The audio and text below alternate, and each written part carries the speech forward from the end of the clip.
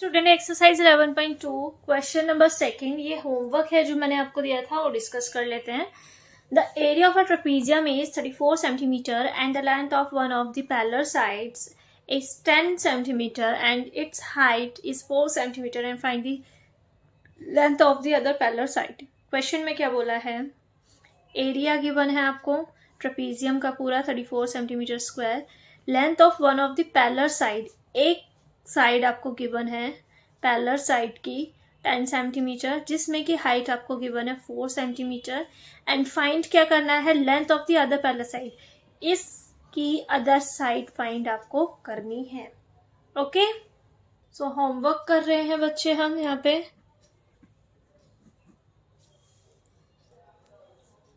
ठीक है, area of trapezium का formula 1/2 a plus b into H, कितना है 1/2, a कितना है 10 प्लस b, h आपके पास 4 है और ट्रेपीजियम आपको गिवन है 34। अब 34 का 34 इंटू 2 आ जाएगा, डिनोमिनेटर में है तो यहाँ पे 10 प्लस b इंटू 4 है आपका ये। अब ये 34 है, अब जो 4 मल्टीप्लाई में वो डिवाइड में आ जाएगा। अब 10 प्लस b बच गया, 2 1 से 2, 2 2 से 4 हो गया, राइट। 34 अपन में 2, अब ये आपका प्लस में है और यहाँ के माइनस में हो जाएगा। अब इसको और भी कट कर सकते हो आप, 2 1 से 2, 2 7 से 14, 17 माइनस 10 आप करेंगे तो कितना बचेगा, 7 सेंटीमीटर आपकी क्या आ जाएगी, ब्रेथ आ जाएगी। सॉरी ब्रेथ नहीं, साइड आ जाएगी, इसे हम साइड कहते हैं। इसको कट करके लिखेंगे आप स्टूडेंट साइड। ठीक है, this was about question number second. Now moving to the next part, part number 4। The next question, question number 4. The diagonals of a quadrilateral shapes field is 24 centimeter and the perpendicular dropped on it from the remaining opposite vertex are 8 meter and 13 meter. Find the area of the field। मतलब आपको ये given है जिसमें आपको diagonal given है, एक quadrilateral है जिसमें डायगोनल आपको गिवन है, उसमें इन्होंने क्या बोला है, परपेंडिकुलर है। ठीक है,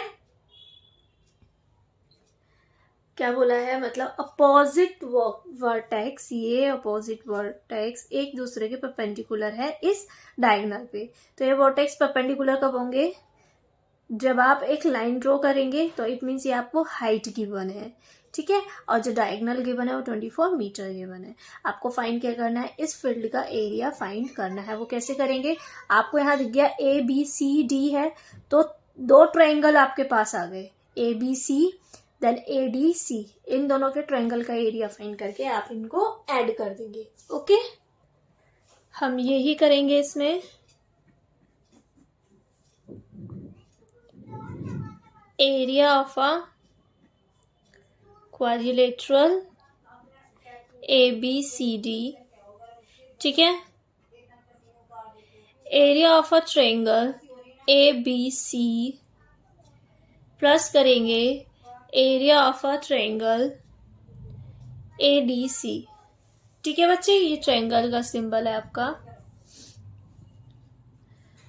तो यहाँ पे हम स्टार्ट करते हैं। एरिया ऑफ अ ट्रायंगल का formula half into base into H1 plus, क्योंकि 2 हाइट है हमें पता नहीं चलेगा तो एक नाम दे देते हैं H1 एंड H2। ठीक है, आपके पास बेस है 24 एंड हाइट 13, आपके पास बेस है 24 इंटू 8, क्योंकि डायगोनल सेम है ना तो वो बेस ही हुआ दोनों का। कट करेंगे तो कितना आएगा 12, 12 इंटू 13, कट करेंगे तो कितना आएगा 12, 12 इंटू 8। अब इसको करेंगे आप 156 प्लस मल्टीप्लाई किया 96, दोनों को ऐड करेंगे 252 मीटर स्क्वायर आपका आंसर आ गया। This was about the question number 4।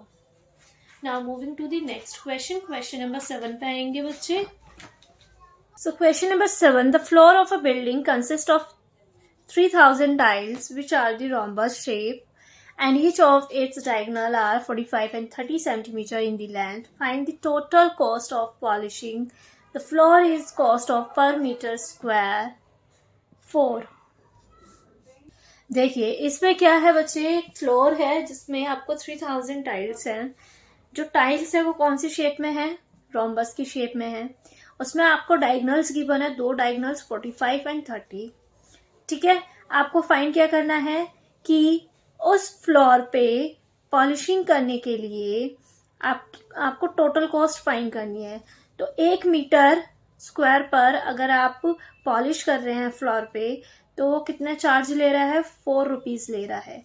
तो आपको टोटल कॉस्ट बतानी है पूरे फ्लोर को कवर करने के लिए, राइट. तो सॉल्यूशन नंबर 7 देखेंगे आप.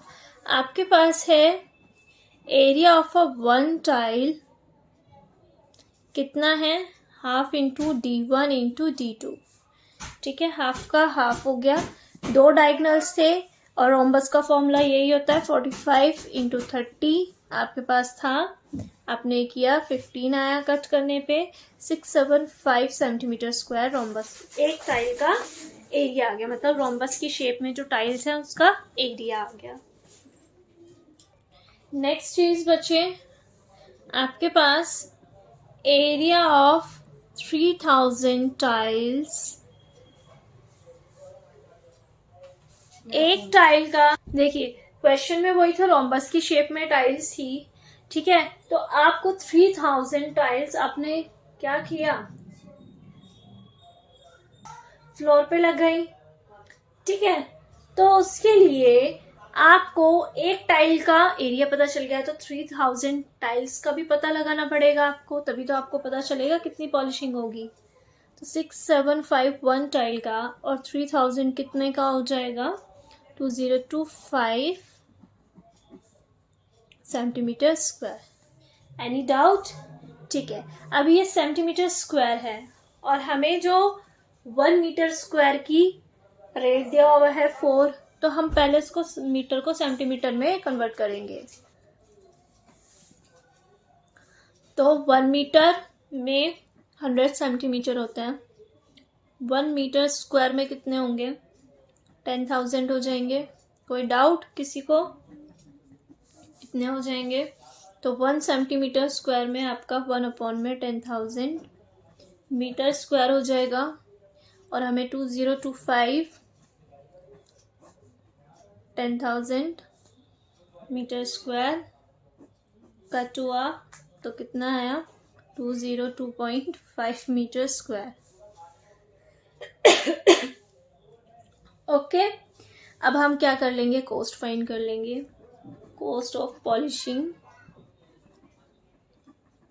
1 मीटर स्क्वायर रुपीस कितना था, 4 रुपीज था हमारे पास. So cost of polishing 202.5 metre square का कितना हो जाएगा, 4 इंटू 202.5 मल्टीप्लाई करेंगे तो ₹8110 आंसर, मतलब 810 इसका आंसर हो जाएगा. This was about the question number 7.